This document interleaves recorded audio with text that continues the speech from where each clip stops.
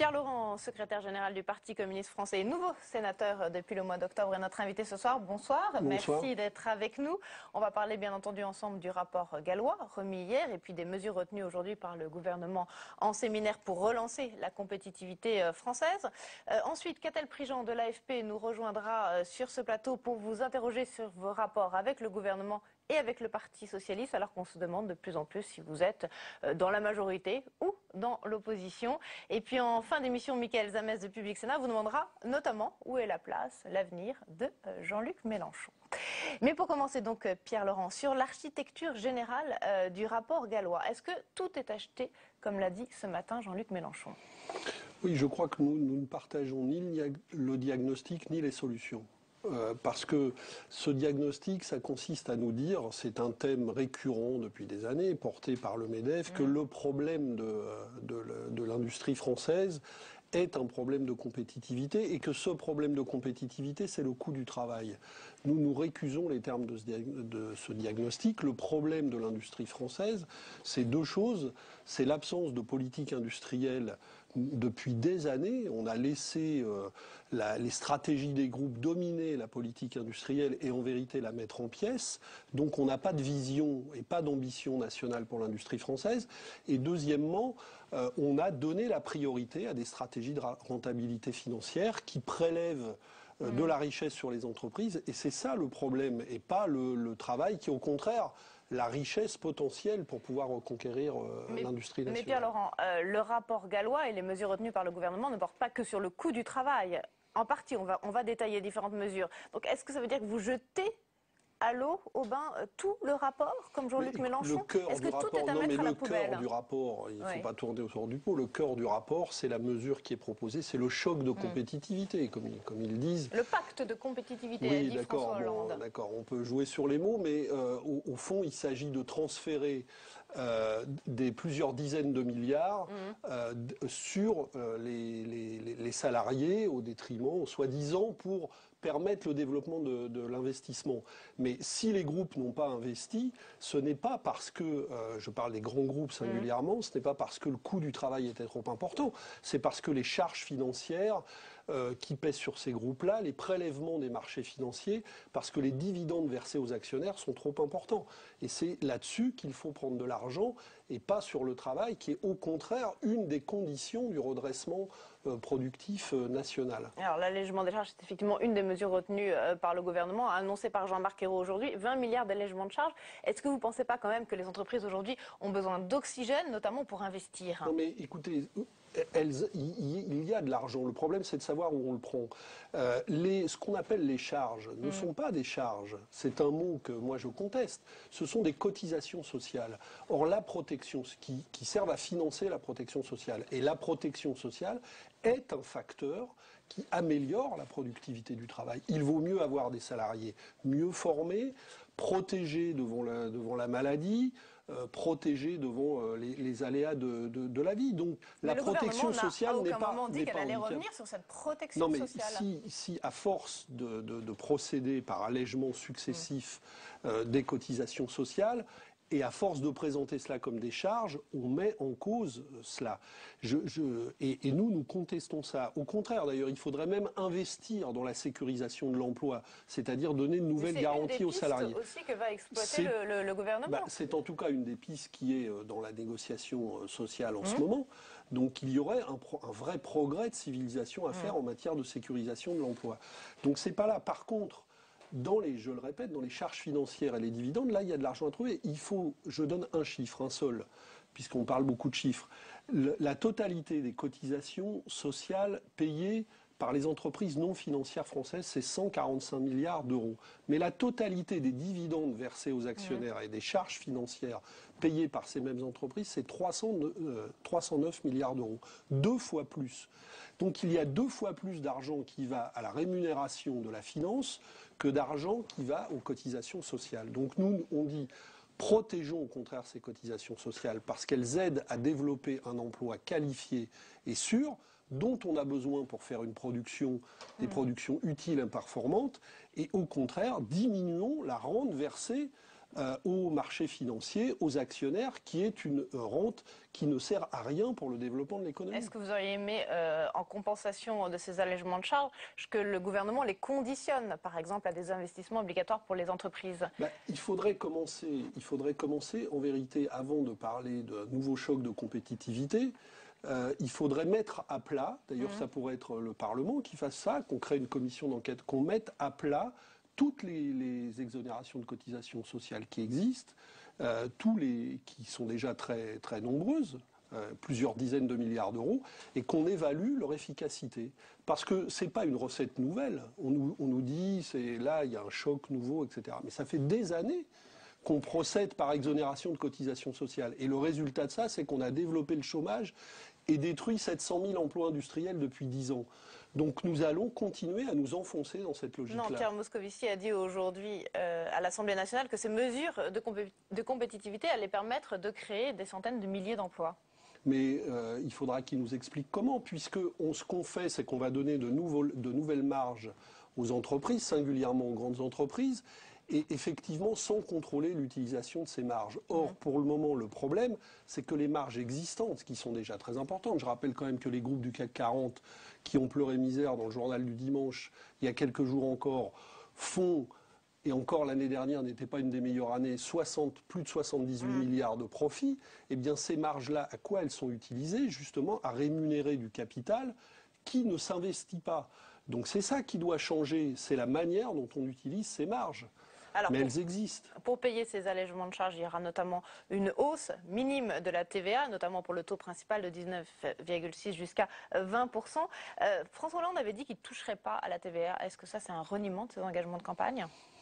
C'est effectivement quelque chose qui est contraire à ses engagements de campagne. Alors, le gouvernement essaye de masquer ça en disant elle est limitée, elle est modulée parce qu'on bouge tel taux. Mais le résultat, quand même, au total, c'est qu'on va avoir 10 milliards d'impôts, et singulièrement d'impôts indirects, de plus payés par les salariés. Et la TVA, en plus, est l'impôt le plus injuste de tous, on le sait.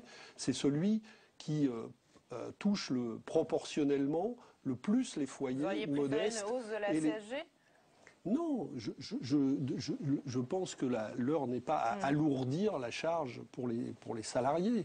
Je répète, il faut se tourner vers les charges indues qui sont servies à la finance et au marché financier. D'ailleurs, François Hollande, c'était pas moi qui l'ai au Bourget, et ça a été un des tournants de sa campagne, a dit il faudra mener la guerre à la finance. Où sont passées ces belles paroles ?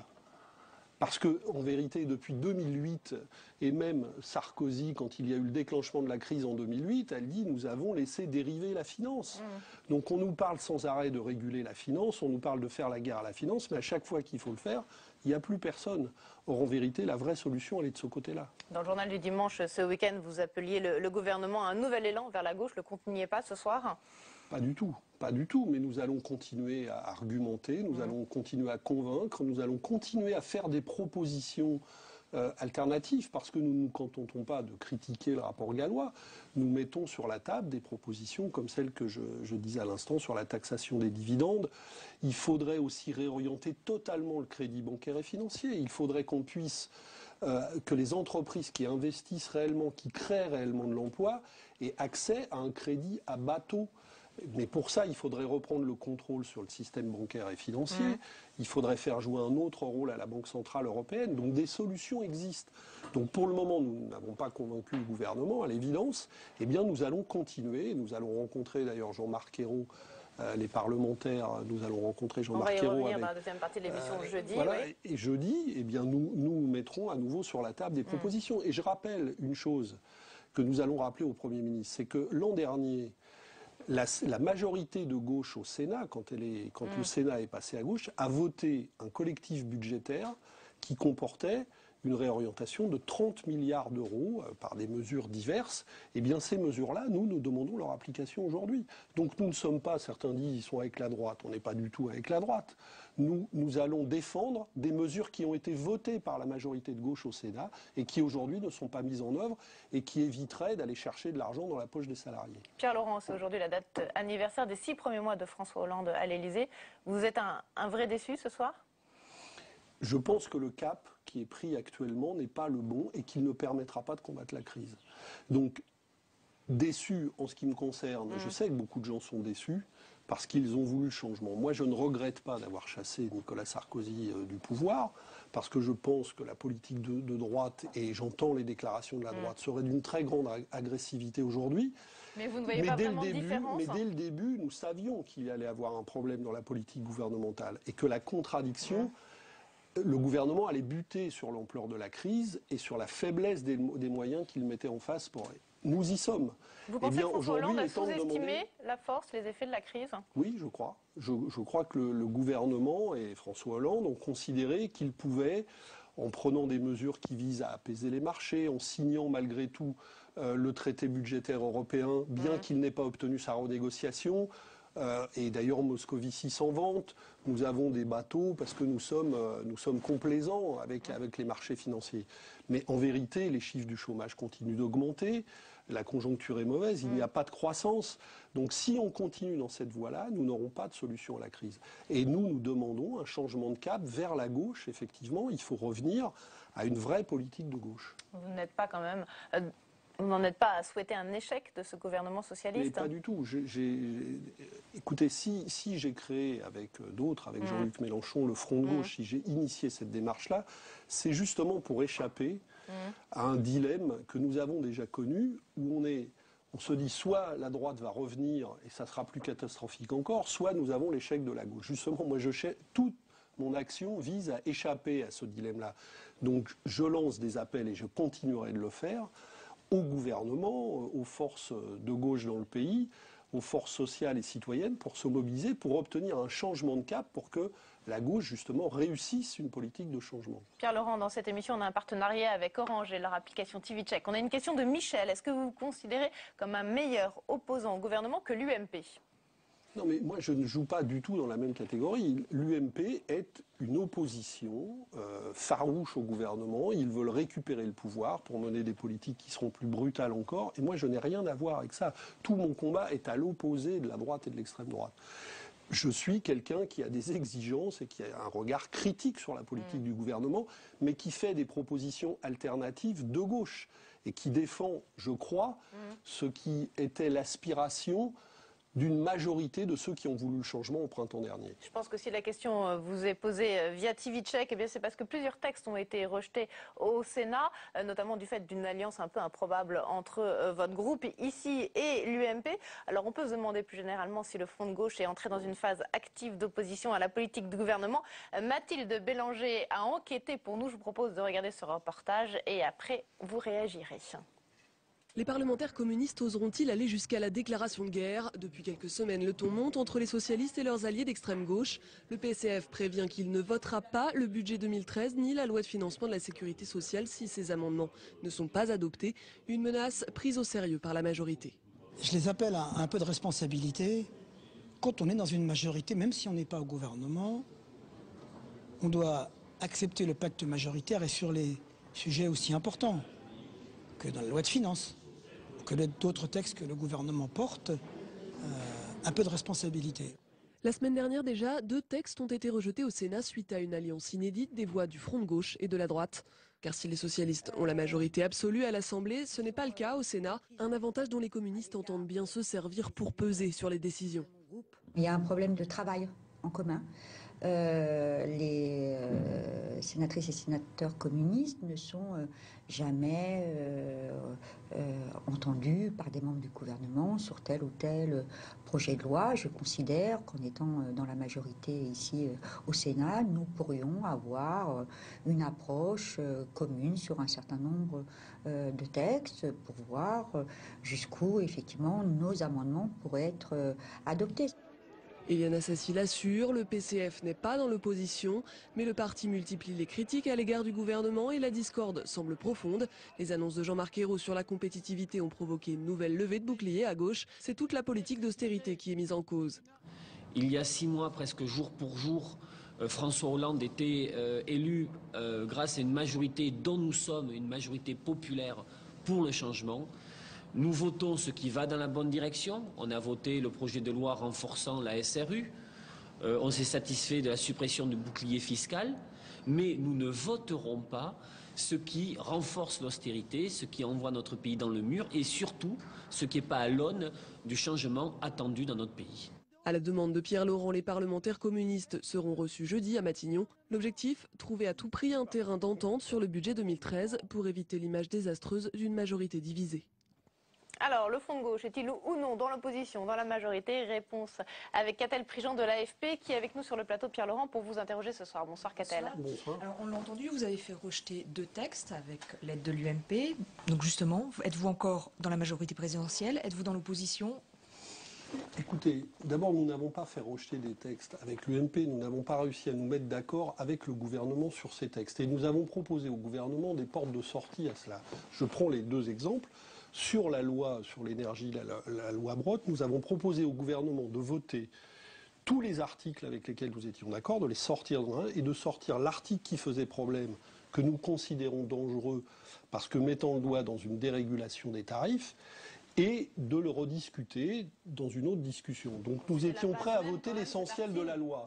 Cet article était quand même à la base même du texte. Donc c'était difficile pour le gouvernement de revenir sur mais ce puisque cet article, puisqu'il s'agit en l'occurrence d'obtenir un accord majoritaire, puisque cet article fait problème dans la majorité, on peut prendre du temps pour débattre de cette question. Là, on nous a dit non, non, non, même soit vous votez tout, soit vous votez rien. Donc nous avons été mis dans la situation de ne pas voter parce que nous n'acceptons pas cette mise au pied du mur. Et donc le choix d'avoir été au bout de cette logique-là revient au gouvernement et non pas au groupe communiste au Sénat. Mais nous assumons effectivement le fait qu'on ne nous mettra pas au pied du mur de cette manière-là. Et le sénateur socialiste François Patriat, dans le reportage, parle de pacte majoritaire. Mais le pacte qui a été passé avec les Français, c'est faire reculer le chômage, c'est mener la guerre à la finance, c'est renégocier le traité européen. Voilà, c'est ce pacte-là, nous, qui a été le pacte du changement qui a été passé avec les Français, que nous défendons. Et quand il n'est pas respecté, eh bien, il ne suffit pas de nous dire, de faire appel à la discipline. Il faut nous convaincre que, effectivement, ces mesures vont dans le bon sens et nous ne le pensons pas. Est-ce que vous n'avez pas l'impression que vous auriez eu plus d'appui, d'apport en participant justement au gouvernement et en ayant, un peu comme les Verts, les Verts finalement arrivent à faire reculer, par exemple, sur le gaz de schiste? Écoutez, la participation au gouvernement, le problème devant lequel nous sommes aujourd'hui, il dure depuis, en fait, depuis la nomination du Premier ministre Jean-Marc Ayrault. Quand Jean-Marc Ayrault a été nommé Premier ministre, et après les législatives, quand la question du gouvernement s'est posée, j'ai eu Jean-Marc Ayrault au téléphone. Et je lui ai posé une question très simple, puisqu'il savait que nous n'étions pas d'accord avec l'ensemble des 60 mesures, et surtout présidentielles, et surtout que nous considérions que ces seules mesures ne suffiraient pas à faire face à la crise, puisque nous avions avancé dans la campagne d'autres propositions et que nos voix avaient été nécessaires pour la victoire, je lui ai dit, est-ce qu'on va s'en tenir à cela? Il m'a dit oui, je n'ai qu'une seule feuille de route, ce sont les 60 engagements de François Hollande. Donc, dès le départ, le signal qui nous a été donné, c'est qu'il n'y a pas de négociation possible sur le cadre de la politique gouvernementale. Donc, nous avons jugé que nous serions plus efficaces à ne pas participer au gouvernement et à mener, avec la liberté de voix et de vote qui est la nôtre, un travail constructif. Ce travail, nous le continuons et nous allons le continuer jusqu'au moment où nous serons entendus. Du coup, Pierre Laurent, quels vont être les axes de discussion jeudi après-midi quand vous allez aller à Matignon rencontrer le Premier ministre? Eh bien, par exemple, je le disais précédemment, nous allons revenir dans les propositions. Le problème, c'est le projet de loi de finances et le projet de loi de financement de la sécurité sociale. Nous allons venir avec des propositions précises que nous avons déjà déposées comme amendement à l'Assemblée nationale et qui n'ont pas été retenues, mais nous allons y revenir en argumentant encore sur ça. Par exemple, nous proposons que l'impôt sur le revenu soit plus progressif. Il faut une tranche supérieure à la tranche des 45%. Il y avait par exemple une tranche à 50% pour les revenus supérieurs à 380 000 euros dans le paquet des 30 milliards d'euros de correctifs budgétaires votés l'an dernier par la majorité de gauche du Sénat. Donc ces mesures, elles sont possibles. Demandez jeudi à Jean-Marc Ayrault un peu plus de respect, comme vous l'avez déjà fait par une lettre à Arlette Désir. Non, mais là, il faut passer au concret. C'est pas seulement du respect dans la mesure où le Premier ministre accepte de nous recevoir. C'est déjà un pas dans la bonne direction. Un impôt plus progressif, un meilleur rendement de l'impôt de solidarité sur la fortune, parce que le gouvernement ne vient de rétablir qu'une partie de l'ISF. Donc nous avons aujourd'hui un ISF allégé très allégé par rapport à ce qui existait précédemment. Donc on a fait qu'une partie du chemin par rapport à ce qu'a défait la droite. Nous allons demander un dégel, c'est un peu technique, mais de la revalorisation des tranches du barème de l'impôt sur le revenu. En gros, ça veut dire que comme on n'a pas revalorisé ces tranches, il y a des gens qui mécaniquement vont monter de tranches ou rentrer dans l'imposition au revenu alors qu'ils ne l'étaient pas avant. Donc ça concerne beaucoup de gens. Donc quand on nous dit qu'on n'a pas augmenté les impôts pour les couches moyennes, c'est pas vrai. Il y a beaucoup de gens qui ont des revenus modestes qui vont être touchés par une augmentation de l'impôt sur le revenu. Et puis il y a le fameux amendement aussi sur les pigeons, sur lequel vous demandez que le gouvernement revienne. Il y a l'amendement sur les pigeons sur lequel nous demandons de revenir. Surtout qu'en plus, on continue d'en rajouter maintenant avec le choc de compétences. Eh bien, si nous ne sommes pas entendus, nous discuterons dans le groupe au Sénat, et il est probable, si nous ne sommes pas entendus, comme ça a été le cas à l'Assemblée nationale, que comme les députés de l'Assemblée nationale, de notre groupe, eh bien, nous nous abstiendrons sur la partie recette du budget. Mais ce n'est pas ce que nous souhaitons. Si nous allons à Matignon jeudi après-midi, c'est pour être entendu. Si vous vous abstenez, ça veut dire qu'il y a rejet au Sénat, vu que la majorité est très très courte, 6 voix seulement d'avance pour la gauche. Eh bien, c'est pour ça qu'il faut discuter. Si vous voulez, la place que nous revendiquons dans ce débat-là, ce n'est pas une place indue. Sans les voix du Front de gauche à l'élection présidentielle, il n'y avait pas de victoire possible. Donc la réalité de la majorité est celle-là. On doit pouvoir discuter, surtout que je le répète, nous mettons sur la table, je le répète, que nous mettons sur la table des propositions qui ont été votées par la majorité de gauche au Sénat. Est-ce que vous regrettez l'apport justement de ces voix ? Pas du tout, pas du tout, pas du tout. Écoutez, quand je lis le rapport gallois, quand j'entends les dirigeants de droite l'applaudir des deux mains, et quand je lis le programme respectivement de François Fillon et de Jean-François Copé, qui propose d'en rajouter dans tous les domaines, qui propose de mettre à bas toute législation sur le temps de travail, quand je lis le programme de la droite, quand je vois les rapprochements avec l'extrême droite, quand j'entends les dérives dans la bouche de Jean-François Copé, je me dis heureusement que ces gens ne gouvernent plus le pays. Mais donc je n'ai aucun regret sur le choix politique que nous avons fait de battre la droite au printemps dernier. Maintenant, il y a un débat dans la gauche et nous allons le mener jusqu'au bout parce que nous rendons service au pays, parce que la politique mise en œuvre par le gouvernement ne va pas atteindre ses objectifs. C'est bien ce qui nous inquiète. Mais est-ce que vous sentez, Pierre Laurent, que le gouvernement a entendu votre message et qu'il est véritablement prêt à négocier avec vous ? J'ai des doutes. Écoutez, parce que je lis les déclarations des uns et des autres. En même temps, j'ai l'impression qu'il y a un débat dans les rangs socialistes. Je côtoie aussi sur le terrain, quand je vais dans les entreprises, dans les quartiers, je côtoie beaucoup de gens qui ont voté pour le changement au printemps dernier, qui n'ont pas forcément voté pour le Front de gauche, mais pour d'autres formations. Donc je pense que nous sommes pour notre part en phase avec une attente qui est forte dans le pays, que le cap de la politique gouvernementale prenne un autre tour que le cap actuel. Parce que justement, dans cette attente, vous pourriez anticiper une participation au gouvernement ou être un recours, comme dit Jean-Luc Mélenchon. Écoutez, ce qui est à l'ordre du jour pour le moment, c'est d'essayer de faire avancer les choix majoritaires. La participation au gouvernement, franchement, vu ce qui se passe pour le moment, on n'en est pas là. Pour le moment, je pense que si nous voulons être utiles, et nous essayons d'être utiles, c'est en continuant à maintenir notre voix, à faire entendre des critiques constructives et à faire des propositions alternatives. Et à essayer de convaincre dans le pays que ces propositions seraient plus utiles à combattre la crise que celles qui sont prises à l'heure actuelle. Donc nous allons continuer ce travail-là. Et l'idée du recours, moi c'est une formule que je ne comprends pas bien, parce qu'aujourd'hui, il y a une urgence. Donc la question de réorienter la politique gouvernementale, c'est une question qui ne se pose pas dans 3, dans 4, dans 5 ans. C'est une question qui se pose maintenant. Jean-Luc Mélenchon, il dit qu'il ne se serait pas abstenu sur le budget, qu'il aurait voté contre. Est-ce que ça veut dire qu'il y a deux lignes à l'intérieur du Front de gauche ? Écoutez, les groupes parlementaires discutent. Nous faisons des choix que nous essayons de faire le plus sérieux possible. Donc nous avons, par exemple, la ratification du traité budgétaire, nous avons voté contre. Nous votons contre en l'état, en tout cas nous avons voté contre à l'Assemblée, et s'il n'y a pas de changement, nous ferons la même chose au Sénat, contre le projet de loi sur la sécurité sociale, le projet de financement de la sécurité sociale, parce qu'il n'y a vraiment pas le minimum de réorientation nécessaire par rapport à la situation catastrophique, notamment dans les hôpitaux. Maintenant, dans le budget, et singulièrement, puisque là, on parle de vote sur la partie recettes, il y a quelques améliorations sur la partie recettes, puisque le bouclier fiscal a été mis en cause, il y a une tranche supplémentaire, même si elle nous paraît très faible, etc. Donc nous ne disons pas, il ne s'est rien passé, mais ça ne nous va pas, et c'est pas du tout à la hauteur. Donc l'abstention, à l'heure qu'il est, nous paraît être un choix qui exprime clairement ce que nous voulons dire. Pas dans l'opposition, pas non plus vraiment dans la majorité. Mais, au cas par cas.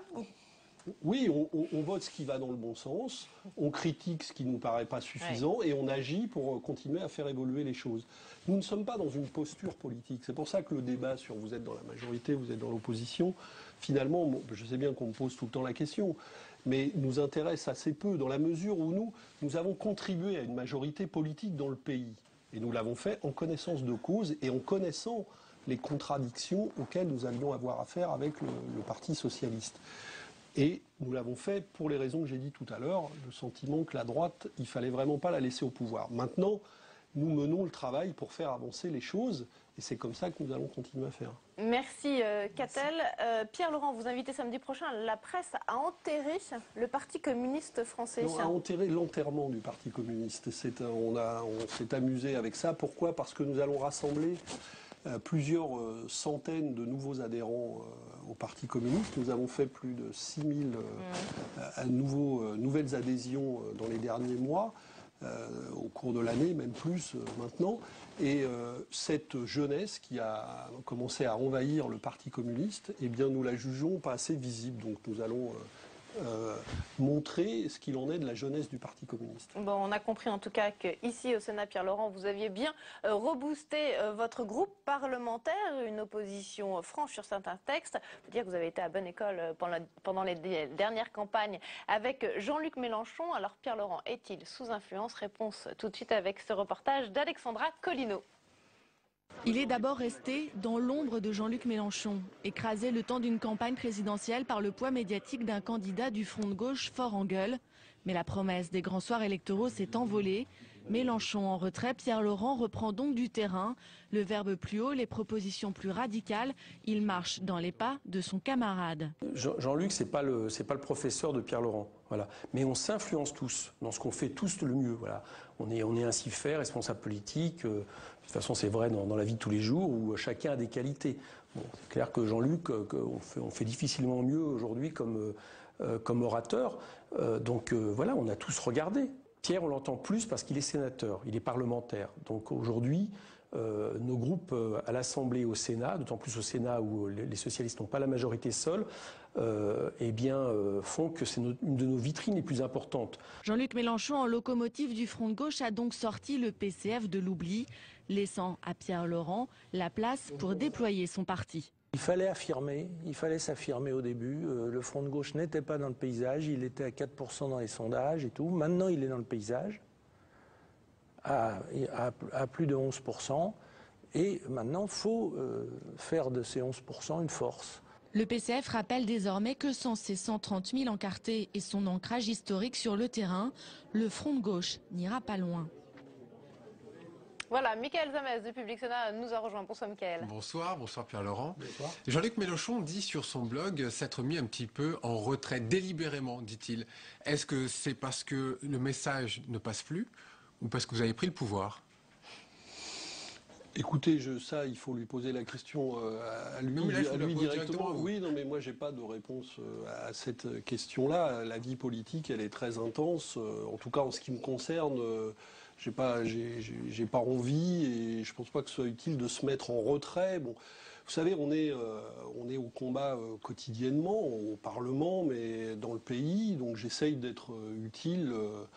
Le plus possible, en étant le plus présent possible. Mais quelque part, ça vous arrange un petit peu qu'il se soit mis dans ce retrait délibéré. Non mais écoutez, vous savez, je sais que ça préoccupe énormément oui, parce qu'on a du mal à comprendre comment ça fonctionne entre vous, quand même. Mais ça fonctionne de manière très simple. Je dis quelque chose depuis le début. Relisez ce que je dis depuis le Front de gauche, que le Parti communiste a initié volontairement, justement pour rassembler progressivement toutes les forces qui sont des forces alternatives à gauche, qui ont des propositions plus audacieuses que celles qui sont mises en œuvre par le Parti socialiste. Mais je dis toujours la même chose. Ce qui fait la force du Front de gauche, c'est d'être justement le carrefour d'énergies diverses. Donc il ne faut pas chercher à ce qu'il y ait au Front de gauche un seul leader. Il y en aura plusieurs. Et il y en aura toujours plusieurs. Le mariage avec Jean-Luc Mélenchon, vous le referiez s'il fallait refaire tout depuis le début, depuis 2008 ? Mais écoutez, en 2008, j'étais le rapporteur au Congrès du Parti communiste sur cette stratégie de front unitaire. Donc j'ai porté cette stratégie-là. Et quand nous avons lancé cette offre politique, eh bien, Jean-Luc Mélenchon est sorti du Parti socialiste à ce moment-là en créant le Parti de gauche pour travailler avec nous. On a dit qu'il a fait une OPA sur vous aussi. Oui, mais ça, c'est ce qu'on raconte. Je sais bien que... vous savez, les gens, je l'ai déjà dit ça aussi plusieurs fois, les gens qui pensent pouvoir faire une OPA sur le Parti communiste, ils ont du boulot. Hein. Parce que non seulement il n'y aura pas d'OPA sur le Parti communiste, mais le Parti communiste est en plein renouveau. Et il y a énormément de gens qui adhèrent et qui rejoignent ce parti. Jean-Luc Mélenchon n'a pas voulu faire une OPA ? Non, je ne crois pas. Je pense qu'à un moment donné, il y a eu un débat dans le Front de gauche sur est-ce que le Front de gauche devait devenir une seule formation politique. Et au début, le Parti de gauche de Jean-Luc Mélenchon était pour cette option-là. Mais je crois qu'aujourd'hui, nous sommes tous d'accord, la formule actuelle, qui est une formule de front unitaire, qui ne fusionne pas les organisations mais qui les respecte et qui permet justement à de nouvelles forces de nous rejoindre en étant respectées pour qu'elles sont, est plus efficace. Donc l'idée qui était celle du Parti communiste au départ est maintenant devenue celle de toutes les formations du Front de gauche sur ce point. L'actualité qui va peut-être rattraper Jean-Luc Mélenchon, puisque le Conseil constitutionnel est saisi d'un recours contre l'élection législative à Hénin-Beaumont. Cette élection pourrait être annulée. On rappelle que Jean-Luc Mélenchon avait été candidat contre Marine Le Pen. Si l'élection est annulée, est-ce qu'il doit à nouveau y aller, Jean-Luc Mélenchon ? Écoutez, bon, d'abord, pour le moment, il n'y a pas d'annulation, à ma connaissance. Il y a un recours de Marine Le Pen, il n'y a pas d'annulation. Donc on est dans la politique fiction. Oui, d'accord, mais s'il n'a pas d'autre choix que d'y aller, finalement. Et ensuite, il faudra examiner la situation. Si jamais il y avait invalidation, il faut regarder les raisons de cette invalidation. La situation dans la circonscription ne s'est pas améliorée depuis, parce que la situation sociale, comme dans le reste du pays, est très difficile. Les affaires du Parti socialiste continuent de se développer dans la région là-bas, donc il y a une situation qui s'est dégradée. Et je le dis très tranquillement, le risque d'une élection de Marine Le Pen est sérieux. Donc moi je crois qu'à ce moment-là, il faudra, avec les militants sur place, examiner la situation et savoir quelle est la meilleure stratégie pour empêcher cette élection et pour permettre à un député de gauche d'être élu dans cette circonscription. Et quelle est la réponse à cette question, moi, je ne l'apporterai pas ce soir parce que c'est une question qu'il faut discuter. Vous essayez de gagner un peu de temps. On n'imagine pas, Pierre Laurent, que le lundi, quand vous vous réunissez, place du Colonel Fabien, cette question n'ait pas été abordée. Eh bien, figurez-vous qu'elle a été abordée pour la première fois lundi matin. Je n'y étais pas personnellement, mais la coordination du Front de gauche, pour la première fois, a évoqué cette situation lundi matin et pas avant. Et pour quel résultat ? Et elle a tout simplement dit ce que je vous dis, c'est-à-dire qu'il fallait examiner la situation, en discuter avec les camarades sur place et attendre de voir d'abord ce qui va se faire. Notamment avec le Parti socialiste pour avoir une union de la gauche dès le premier tour. Il faudra discuter avec tout le monde de cette situation. En tout cas, c'est mon opinion. Il faudra prendre la mesure de la situation et voir quelle est la stratégie la plus adaptée. Un candidat de l'union de la gauche, le député sortant par exemple. Je n'ai pas d'a priori sur la solution qui doit être adoptée. Mais vous seriez pour repartir dans une campagne à Hénin-Beaumont. On rappelle que cette campagne avait été quand même un peu un torrent d'insultes avec les histoires des faux tracts. Vous n'étiez pas tellement pour la candidature de Jean-Luc Mélenchon à Hénin-Beaumont au départ. Vous la regrettez ? Non, pas du tout. Non. Nous avions une discussion à l'époque qui était une discussion très collective. Et la décision que nous avions prise était une discussion à laquelle nous avions tous adhéré. Donc quand Jean-Luc, à l'époque, est allé dans la circonscription, en accord avec les militants de la circonscription, ça a été une décision collective à laquelle j'ai participé et que j'assume. Mais la politique du front contre front, ça vous a desservi un petit peu ou pas ? Non, mais écoutez, ça c'est l'image qu'on a cherché à en donner. Nous avons mené dans la campagne présidentielle un combat, et heureusement que nous l'avons mené. Nous avons pris la tête du combat contre le Front National. Et je crois que nous avons eu raison de le faire. Autre chose est de dire que notre seul ennemi était le Front National. Et cette caricature-là, qui a réduit notre campagne à ça à un moment donné, que nous n'avons pas portée nous-mêmes, mais qui a été portée, effectivement, a réduit ce qu'était le message que nous voulions envoyer, puisque nous étions dans une campagne bien plus large que ça. Et même aujourd'hui, on voit bien que le danger qui existe face, si jamais il y avait échec de la gauche que je ne souhaite pas, c'est un danger de droite et d'extrême droite, mais les deux ensemble. J'ai remarqué d'ailleurs, personne n'en fait trop de publicité, que Marine Le Pen a dit qu'elle serait d'accord pour aller manifester avec Jean-François Copé. Oui, mais c'est... Ça vous choque ? Non, ça ne m'étonne pas. Ça ne m'étonne pas. Ça veut bien dire que le danger auquel nous avons à faire face, c'est bien un danger de droite avec son extrême droite. Mais l'extrême droite n'est en aucun cas une alternative à la politique de la droite. Alors, autre question, toujours sur votre parti, vous savez qu'on est en partenariat avec Orange et l'application TV Check, c'est Calmier qui vous pose cette question. Quelle sera l'attitude de votre parti vis-à-vis du PS dans le cadre des municipales et des cantonales? Bref, est-ce qu'il y aura accord? Écoutez, moi je crois que les élections municipales sont des élections extrêmement importantes parce que les politiques de services publics locaux, les politiques de démocratie locale, c'est à ce niveau-là qu'on peut les mener. Et d'ailleurs, il y a eu des attaques récurrentes de la droite qui était au pouvoir contre la démocratie locale. Il y a eu une tentative de réforme territoriale que nous avons en partie écartée depuis l'arrivée de la gauche, qui était extrêmement dangereuse. Et ce danger persiste. Donc moi, je crois qu'aller à la bataille des municipales, avec l'ambition d'avoir partout le maximum d'élus du front de gauche, soit dans des configurations front de gauche, soit dans des configurations unitaires, sera indispensable. Mais maintenant, il faudra regarder la situation. Il y a les débats nationaux, il y a les débats locaux. Nous allons, là aussi, apprécier l'ensemble de cette situation. Mais moi, je crois que notre stratégie doit être une stratégie de rassemblement large pour conquérir le maximum d'opposition. Avec qui, Pierre-Laurent ? Avec qui concrètement ? Le Parti socialiste, les Verts ? Vous savez, les élections municipales, comment ça se passe des élections municipales ? Dans une ville, c'est pas seulement, les listes ne sont pas seulement faites par les partis. Il y a des citoyens sur les listes, il y a des gens du mouvement associatif, il y a beaucoup d'acteurs locaux. Des accords nationaux.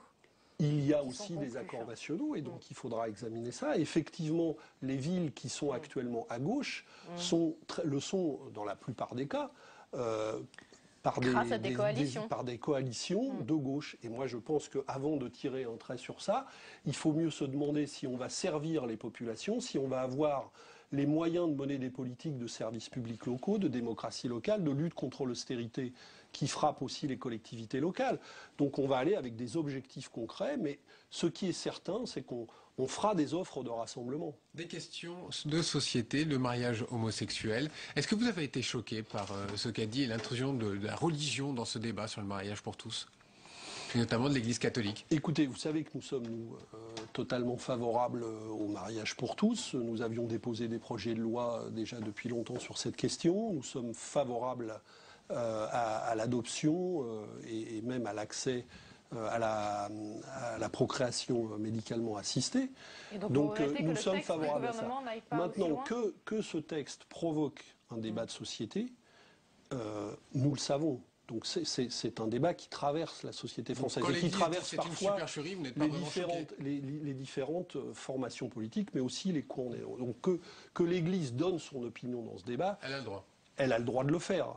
C'est un débat de société dans lequel, à mes yeux, elle a le droit elle peut intervenir, elle a le droit d'intervenir. Maintenant, même si on parle du mariage j'ai envie de convaincre. Et d'ailleurs, moi, j'ai eu récemment dans des conversations sur le terrain, avec des militants de gauche qui sont des militants catholiques qui se posent ce type de questions.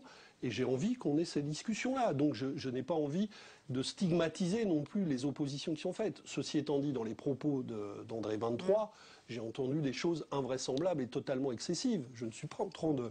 Mais je veux un dialogue qui soit un dialogue pour faire avancer les choses avec tous ceux qui... Parfois, on a des réticences sur ça. Autre débat qui crée beaucoup de remous, l'Algérie, les questions sur l'Algérie. La gauche voulait faire du 19 mars une journée nationale du souvenir en mémoire des victimes de l'Algérie. L'UMP dénonce une séance de repentance. Est-ce que vous êtes d'accord avec eux ? Non seulement je ne suis pas d'accord avec cela, mais je pense que la reconnaissance par la France de son passé colonial, et le fait que nous, d'une part, est une nécessité. Vous savez que nous avons fait adopter au Sénat un texte pour la reconnaissance du crime du 17 octobre 61. Et je pense que c'est une très bonne chose et qu'il faudrait aller plus loin d'ailleurs parce qu'il y a eu d'autres crimes coloniaux qui mériteraient d'être reconnus par l'État français. Sur le 19 mars, il s'agit d'autre chose. Le 19 mars marque en fait la fin de la guerre d'Algérie, même si donc c'est une date de paix. Et je crois que ce serait important, effectivement, et ça n'a rien à voir. La droite nous parle de repentance, mais c'est pas ça. Il s'agit de reconnaître la vérité, de regarder notre passé en face et de construire des relations saines et durables avec le peuple algérien. Merci Mickaël. Ce sera une séance à suivre sur l'antenne de Public Sénat jeudi matin. Petite dernière question, Pierre-Laurent, sur l'affaire Aurore Martin. Manuel Valls nie toute implication dans l'arrestation de cette militante basque extradée en Espagne. Au nom de la séparation des pouvoirs, dit-il, est-ce qu'il y a donc eu un fonctionnement normal des institutions françaises? Non, je pense que cette affaire est très grave. Nous sommes, nous, scandalisés de ce qui s'est passé. Je crois que c'est la première fois que la France arrête une ressortissante française et l'extrade dans de telles conditions, avec une telle vitesse. Je crois qu'il n'y a pas de précédent. Donc je pense que c'est une affaire extrêmement grave. Nous avons, la police française a arrêté Aurore Martin, l'a remis à la justice, qui l'a remis aux autorités espagnoles au nom du mandat européen. Donc c'est une première, ça n'a jamais existé. Et c'est quelque chose d'extrêmement inquiétant. Et je sais que ça soulève de l'indignation, pas seulement dans nos rangs, pas seulement dans les milieux qui sont proches d'Aurore Martin, mais y compris chez les parlementaires socialistes de la région et dans des sphères très larges de la société qui sont extrêmement inquiets de ce qui s'est produit. Et il faudrait que la clarté soit faite, parce que les membres du gouvernement ne peuvent pas se renvoyer la balle en disant qu'aucun n'a rien fait et que personne ne sait ce qui s'est passé. On ne fera croire à personne qu'on a arrêté Aurore Martin et que personne ne sait qu'on la remettait aux autorités espagnoles. L'information est forcément remontée à Paris quelque part. Donc il faudra faire la clarté sur ce qui s'est passé. Merci beaucoup Pierre-Laurent d'avoir été notre invité ce soir. Merci à vous de nous avoir suivis et très bonne soirée sur l'antenne de Public Sénat.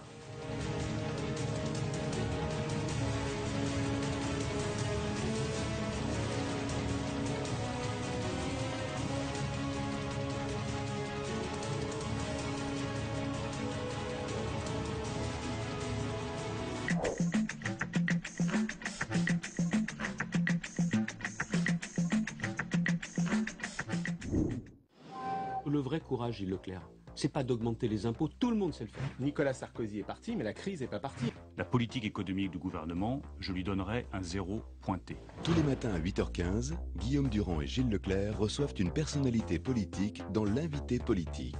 Reconstruire sa crédibilité, reconstruire sa popularité. Il ne faut pas préjuger, on peut juger après. En partenariat avec Radio Classique, l'invité politique, tous les matins à 8h15 en direct sur Public Sénat.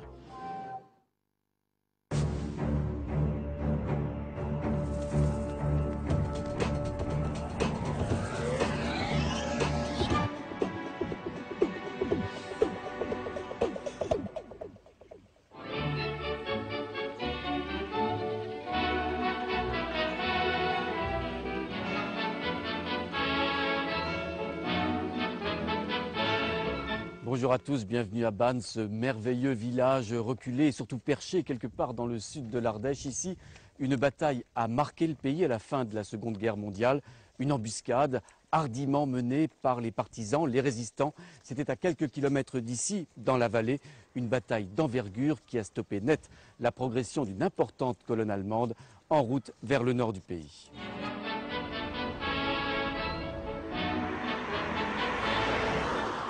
Un homme occupe une place très singulière dans cet épisode de l'histoire. Cet homme, c'est Paul Maes. Il était maire du village en ce mois de juillet 1944 et depuis très peu de temps, depuis moins d'un an, la toute nouvelle école de Bannes porte désormais son nom.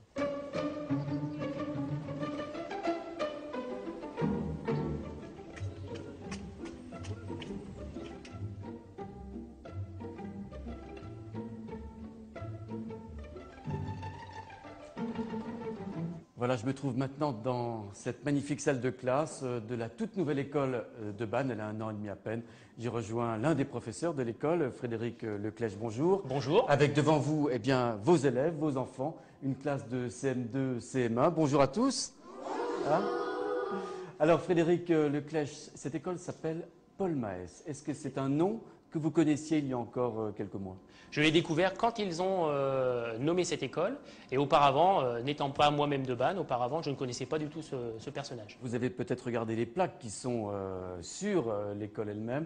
Est-ce que vous êtes intéressé à ce personnage de Bannes? À partir de ce moment-là, j'ai commencé à m'intéresser et à me demander d'abord qu'est-ce qu'il avait bien pu faire. Et puis d'où venait ce nom aussi, qui n'est pas un patronyme d'origine ardéchoise, française. Et donc j'ai fait quelques recherches. Alors, votre école, les enfants, elle s'appelle Paul Maes. Est-ce que ce nom, vous le connaissez? Est-ce que ça vous dit quelque chose? Bah, je ne l'ai pas connu, mais c'était le maire de Bannes, de ce que j'ai écouté, ce que j'ai entendu vers ici. Alors, Paul Maes, il était maire de Bannes, mais quand? Vers 1900, quand il y a eu la bataille de Bannes. Et c'était quand, ça? En 1800... En 1844. Paul Maes était maire en 1944. C'est-à-dire pendant la guerre? Pendant la guerre, oui. La Seconde Guerre mondiale. Il a sauvé le village, il était maire, il l'a sauvé, il a été résistant et il a combattu les Allemands. Et c'est bien ce qu'il a fait, Paul Maes? Je trouve ça vraiment héroïque. Frédéric Leclèche, merci beaucoup de nous avoir accueillis chez vous, dans votre salle de classe. C'est nous qui vous remercions. À très bientôt. On va essayer maintenant d'en savoir un peu plus sur Paul Maes et sur cette fameuse bataille de Bannes. Merci les enfants, à très bientôt. Au revoir.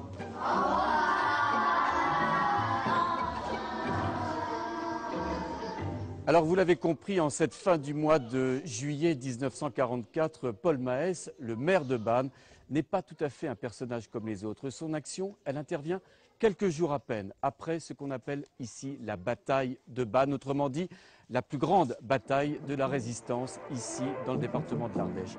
L'intérêt supérieur de la patrie commande à tous les Français libres de continuer le combat. Radio Paris, Radio Paris est allemand. Je rejoins Raoul Galato, il est historien, c'est l'un des meilleurs spécialistes de cette résistance ardéchoise. Bonjour Raoul Galato. Est-ce que Bannes aujourd'hui ressemble au village tel qu'il existait en juillet 1944? Pour l'essentiel, oui, avec son aspect pittoresque, jugé sur sa colline de rochers calcaires, ces ruines du vieux château. Bon, il y a quelques maisons nouvelles, mais pour l'essentiel, oui, c'est très typique. Bannes a joué un rôle tout à fait particulier dans cette résistance ardéchoise. Et oui, Bannes se trouve situé en bordure d'une route, à l'époque une route nationale, qui avait une importance stratégique pour les armées allemandes d'occupation dans tout le sud de la France, y compris le Languedoc, et les volontaires des forces françaises de l'intérieur, c'est-à-dire les forces armées de la résistance, ont été amenés à livrer quelques escarmouches contre ces convois allemands qui circulaient. Qui étaient ces résistants qui ont participé à la bataille de Bannes? Des jeunes volontaires paysans et autres de la région de Vallon, rejoints par des maquisards FTP venus du Gard, principalement des ouvriers mineurs, dont des Cévennes. Il y a eu évidemment, parmi les réfugiés qui ont rejoint la résistance, plusieurs anciens républicains espagnols que l'on a retrouvés dans cette compagnie aussi. Donc c'était très diversifié. Bon, au départ, il y avait quelques centaines de volontaires le 6 juin. Fin juillet, il devait y avoir 5 ou 6 000 volontaires dans le département de l'Ardèche, qui était organisé en compagnie, donc encadré convenablement. On avait trouvé quand même quelques militaires, des anciens qui avaient fait la guerre de 14-18, tout ça, qui avaient quelques compétences. C'est ce qui leur a permis de livrer un combat qui finalement a été le premier combat victorieux en Ardèche, qui a précédé de quelques jours la libération de Privas, la première préfecture de France libérée par la résistance, le 12 août, avant même le débarquement des troupes alliées sur les côtes méditerranéennes. ce qui a été tout à l'honneur de la résistance ardéchoise. Merci beaucoup Raoul Galato, vous le disiez à l'instant même, cette bataille de Bannes intervient dans un contexte particulier. Les Alliés ont débarqué en Normandie 2 mois avant, le 6 juin 1944. Le débarquement de Provence n'a pas encore eu lieu, il aura lieu le 15 août de cette même année. Autrement dit, l'armée allemande, ici, sur cette terre ardéchoise et sur le qui-vive. Marie Lebon. En Normandie, le débarquement allié ouvre un nouveau front. L'Allemagne a besoin de renforts, des divisions blindées en